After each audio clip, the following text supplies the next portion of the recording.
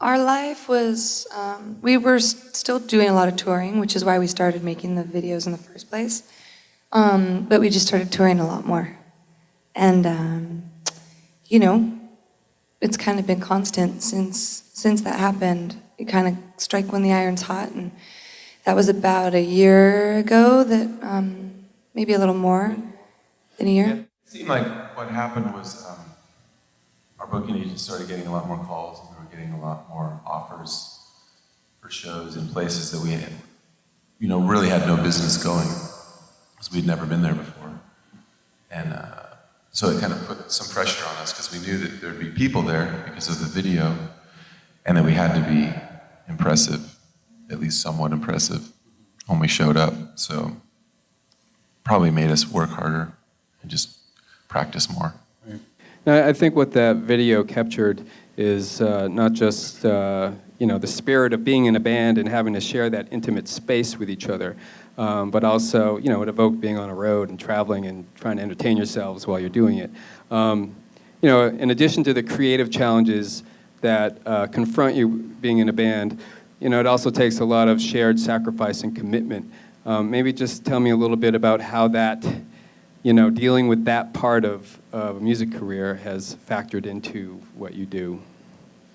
Well, I think any time like musicians get together and can all tour and you really take away from your other life, this becomes 100% your life. And to find a group of people that are all able to do that at the same time is pretty special. So I feel really lucky that we're all kind of on the same page in that way. 150% committed to doing this, and we're together a lot, but luckily we really like each other. So. And what, by the way, is a Grambler, and how does that factor in? It's just a made-up word that I think we're pretty. Is it a combination of two words like green and rambling? I don't know. I mean, it could be, but we're Gramblers, yeah. I guess. Sort of. But we're gonna get a Grambler mascot, which might be better to define what it actually is. We're thinking it's gonna be something like a raccoon in hobo clothes that's hitchhiking, just to give you an idea of what we kind of envision. So how does the songwriting work with this group? Well, we're just trying to find the best songs that we can play. So if we can write them ourselves, that's obviously, as you all know, is the best way to go. But you have to be honest with yourself too, and play the best tunes that you can get your hands on, or that you can get your ears on. So we write a lot of songs ourselves, and there's not a lot of collaborating. And collaboration is, for me at least, has always been pretty challenging. I just like to control it myself. If I have a really good idea, I don't want to share it with somebody else. And but most of us write tunes for the band, and we just, if they seem like they work for the band, then we record them. Mm-hmm. And then if one of our friends writes a cool song, then we record that, hopefully before they do. So you're heading into summer festival season here, and you're playing Bonnaroo, and you've played some other festivals already.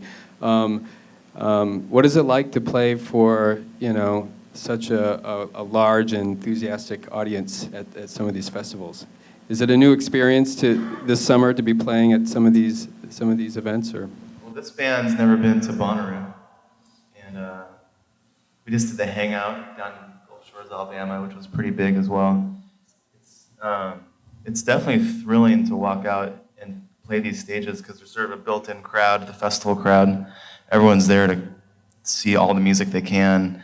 So there's thousands of people who show up, and they're just scrambling between stages, and you never know who's going to catch your set.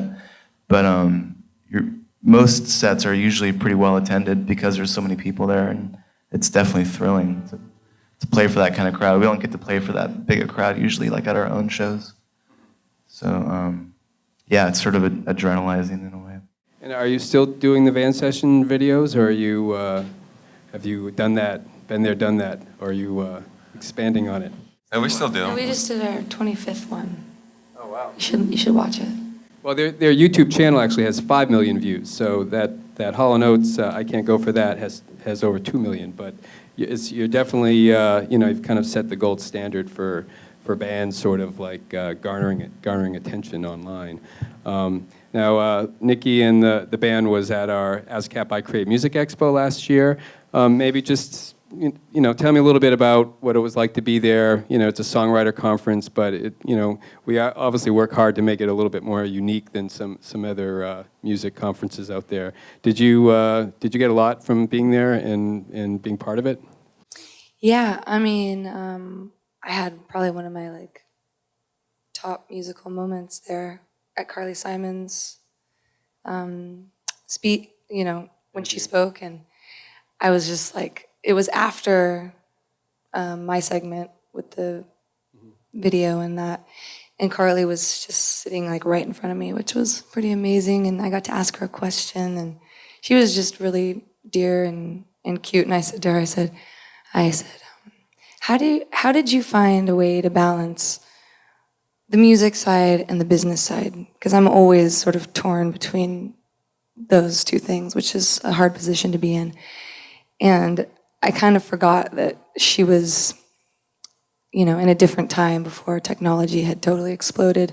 She's like, oh, well, I would start writing my song, and then I would go and give the baby a bath, and I would just start kind of keep singing my song and do my chores and give the baby the bath. And I'm thinking, I'm talking about numbers and money and how to figure out all that stuff. And I just thought it was so dear. It made me really long for, a simpler life that it seems like she had, and it kind of made me rethink maybe some of my own priorities, and maybe I need to lean more towards one side more often than the other.